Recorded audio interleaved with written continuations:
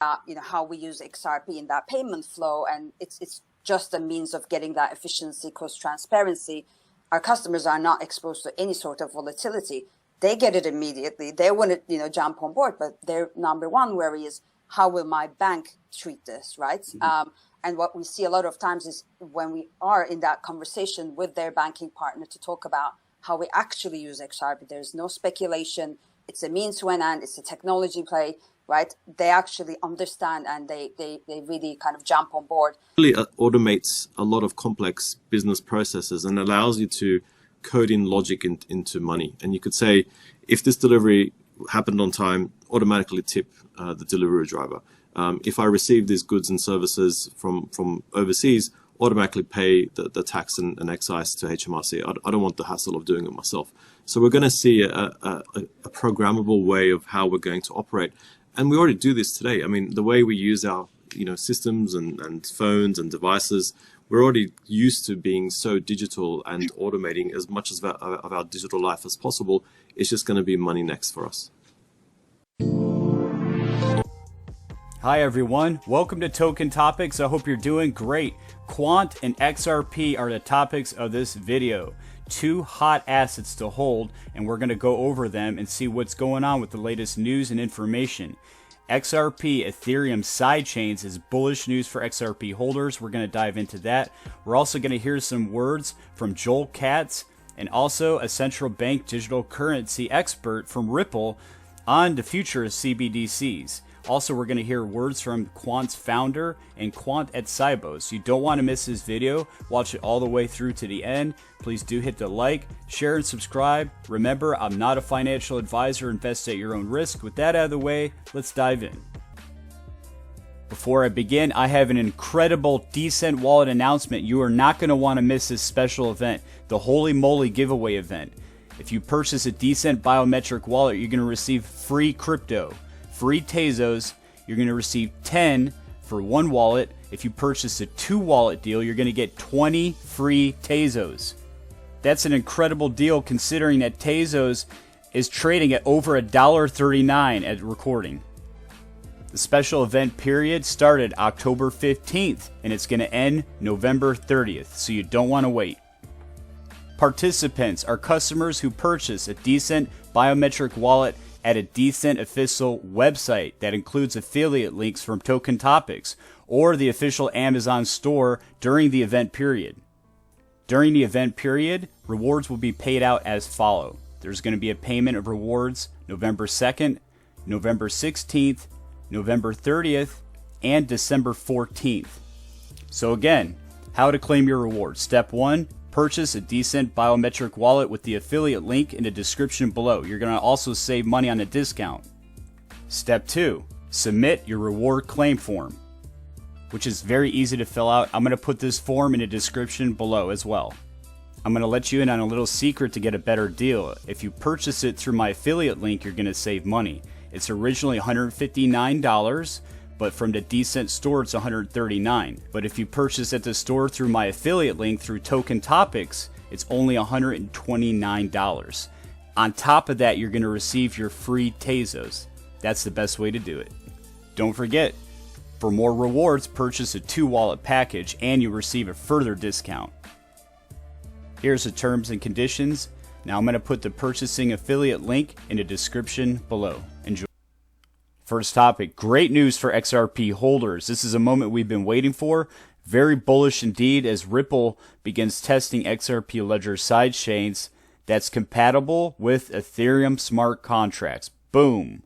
So this is from the block. I'll put the article down below, but the XRP Ledger is in the process of testing its Ethereum virtual machine sidechain that aims to bring Ethereum smart contracts to the XRP Ledger, which is made for cross-border payments. Now, the sidechain has been developed by a firm called Persist and is still in the first phase of development and unavailable for public testing at the time. According to Ripple X, this means that for now it's only available on the XRP Ledger's DevNet, a restricted experiment network used for testing on the XRP Ledger. But the second phase will begin in early 2023 and will feature a permissionless EVM sidechain that's open to the public. Boom, huge. Moving along here, this is posted out by Ripple just a few days ago. We have the Swell event. It's just right around the corner. The session will cover cross-border payments, crypto liquidity, tokenization of crypto regulation, and more. All right, we had our latest Block Stars with David Schwartz speaking with Anthony Welfare, who's a senior advisor for central bank digital currencies and global partnerships at Ripple. Let's go ahead and hear a couple sound bites. I'm your host, Ripple CTO David Schwartz. Today we'll explore the explosion that is central bank digital currencies, or CBDCs. Explored by curious governments worldwide, CBDCs are tokenized versions of a nation's fiat currency issued by its central bank. In any case, customizable by central banks to meet the needs of the nation's respective economies. But for technology that's still fairly nascent, you're probably wondering, how do they work? Who's using them? I'm very excited to welcome to today's episode Ripple's very own Senior Advisor for Global CBDC Partnerships, Anthony Welfare, to answer our burning questions on all things central bank digital currencies. Anthony, welcome to Blockstars. It's great to have you here. Thank you. It's great to be here. So we'll start with an easy one, your journey. How did you get into the blockchain space? Yes, I started in around about 2016. Where I started to look at sort of Bitcoin and what was happening, with the Bitcoin world. And I joined the Enterprise Ethereum Alliance, started looking at supply chain really and the whole launch of Ethereum. So for me, I thought blockchain and supply chain and retail is actually, really important and going to change, what happens and what this technology can do for people. And I think, at that stage, then I sort of decided to move into blockchain as sort of a career, and went to Oracle, started working with Oracle on their sort of blockchain services, and then through to DXC, where I looked after the blockchain, enterprise blockchain globally. And then around about a year ago, I joined Ripple, where I look after the CBDCs for Europe and partnerships. So really sort of helping to roll out the CBDC world and grow the ecosystem there. So let's start with the question. I think I've asked several people this and I always get a different answer, but it's a good one to ask, is what is a CBDC, or how would you explain a CBDC to the general public? Yeah, it's a question that we get asked all the time as well. So for me, it's the ultimate token. So it is the main currency that we use in our lives, the fiat currency, the dollar, the pound, etc. In terms of a little bit more of a formal explanation, what we sort of normally talk about is a CBDC is a sovereign equivalent of a private cryptocurrency. And this is issued and controlled by the country's central bank and used by the people and businesses for retail payments. So another way to look at it is much like cash, but in a digital form. So what are some problems that a CBDC could be used to solve? There's many, many problems that this can solve. And I think there's sort of three that I'd sort of spring to mind, the main ones that we look at. And lots of people talk about the first one is financial inclusion. What that means for us at Ripple is that it's the same financial products are available to all. And so this is about the same way that you can save money, you can invest money, you can, use money, is the same for myself or my parents or my grandparents or anybody else in different countries and things. And so financial inclusion is not just about access to a bank account and the banking system. It's actually access to financial products for all. And that's what a CBDC can start to enable. And another way to look at it is think about something as small payments for a municipality. So we have municipal bonds where bonds are issued in countries or for towns and cities. Normally that goes to the wealthy people and to companies. That, using a CBDC, could go to us all as the citizens of that area. So you could basically, in a way, invest in your own city, your own, town, etc. The XRP Ledger there's very low to no banking fees. So payments are obviously a lot more efficient and it's a better system. So from that, it means that you can make smaller payments. So for example, you can earn 10 cents because the cost of the payment would be less than that. Whereas the current system, I don't think anybody could ever get paid 10 cents because the system costs a lot more. And then finally, the main one that we actually talk about, and I think the most important for us as people and sort of businesses, we look at CBDCs as a platform for innovation. And I think it's important to understand that a payment system that's quick, efficient, and, low cost means that you can do more different things. You can build creative solutions. You could look at and think about is we live in a world where we're paid monthly. We pay bills monthly. Why do we do that? We do that because the financial system today doesn't work. It's not efficient and it's not easy to use.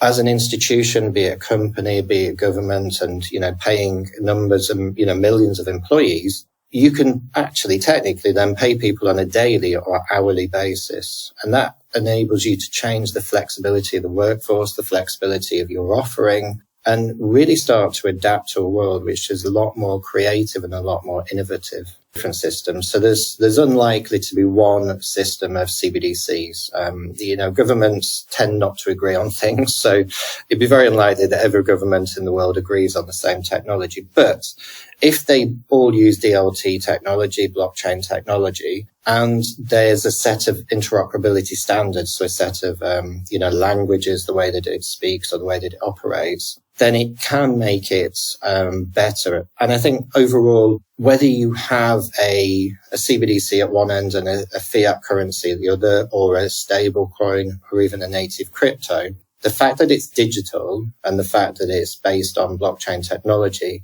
even if it's different ones, would make it a lot more efficient. And ultimately, I think the interoperability will naturally flow. It always has done. You look at the cross-border payment business within Ripple, that's where we started. And that is all about, making the pounds and the dollars work together seamlessly. So I think the same type of technology using CBDCs would be more efficient. All about interoperability. I'm going to put the link to that down below in case you'd like to listen to the whole clip. All right, next topic. I'd like to play another soundbite. This is from the Knowledge Circle podcast. Insights from payments and banking experts. We're going to hear from a panel of bankers. In the soundbite I'm about to play, you're going to hear Ripple, XRP. Markets and crypto assets, again, attempt to obviously harmonize the regulation across Europe. These are all great approaches to do this in an informed way and in partnership with the industry, as opposed to, for example, in the US, like what we see is a lot of regulation by enforcement. But besides that, I think touching a bit more as well around, from banks and their approach, I think, again, obviously regulation will impact how much and how quickly banks embrace this space. But I think what also we see today is some banks, especially more sort of established traditional high street banks, have a very blanket approach to saying, we don't want to work with you if you do anything at all with crypto. And we see that, for example, when we talk to customers, prospects, when we talk about, how we use XRP in that payment flow, and it's just a means of getting that efficiency, cost transparency. Our customers are not exposed to any sort of volatility. They get it immediately. They want to, jump on board, but their number one worry is, how will my bank treat this, right? Mm-hmm. And what we see a lot of times is when we are in that conversation with their banking partner to talk about how we actually use XRP, there's no speculation. It's a means to an end. It's a technology play, right? They actually understand and they really kind of jump on board. So I think I would basically warn against the blanket approach and really banks to kind of jump in and understand the specific use cases and how it's done.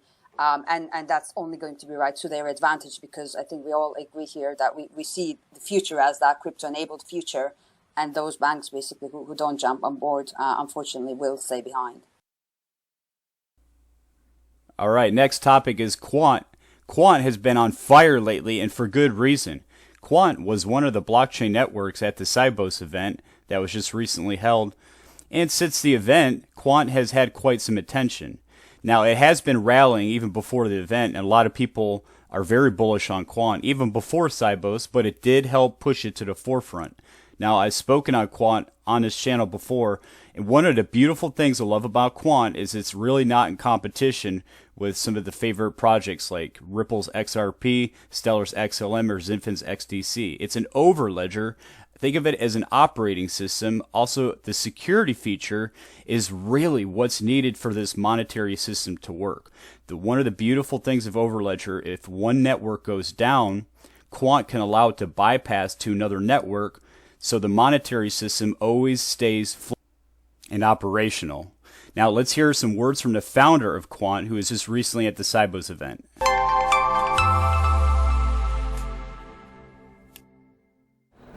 Hi, I'm Hannah Wallace and welcome to Finextra TV. We're here at Sibos 2022 in Amsterdam. Kindly joining me now in the studio to discuss digital assets is Gilbert Verdian. CEO and founder of QUANT.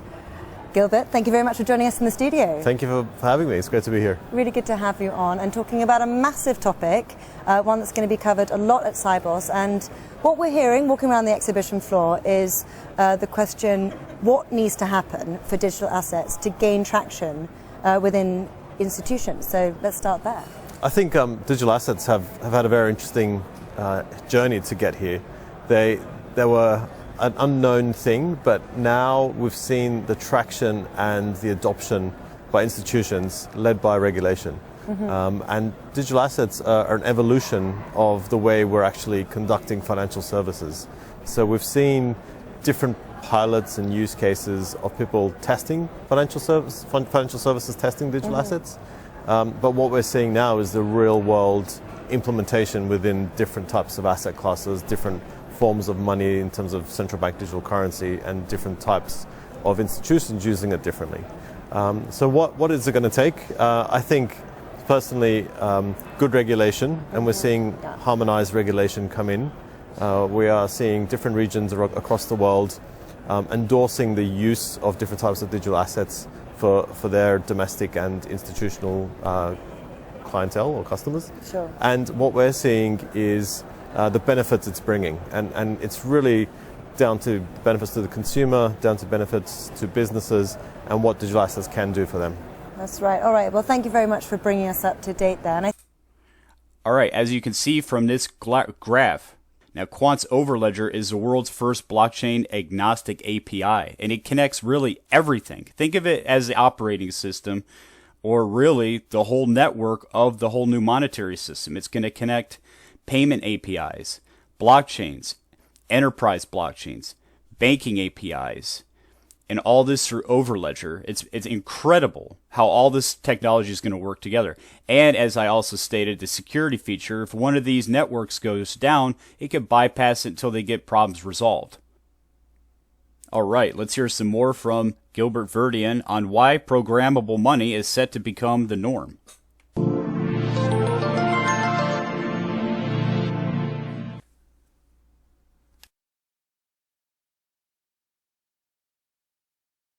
It really automates a lot of complex business processes and allows you to code in logic into money. And you could say, if this delivery happened on time, automatically tip the delivery driver.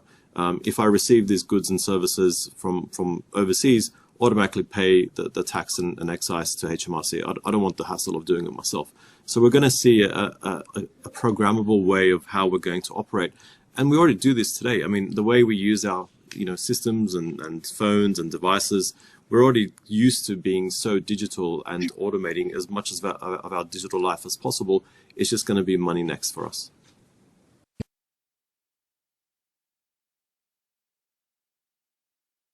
From our recent experience on the practical sense, we're actually implementing the retail CBDC in Latin America for 12 countries. And this is really creating the Latin American dollar. It's a way to upgrade the financial infrastructure for these countries to 2022, because most of them are using very old or antiquated methods of settlement and payment rails.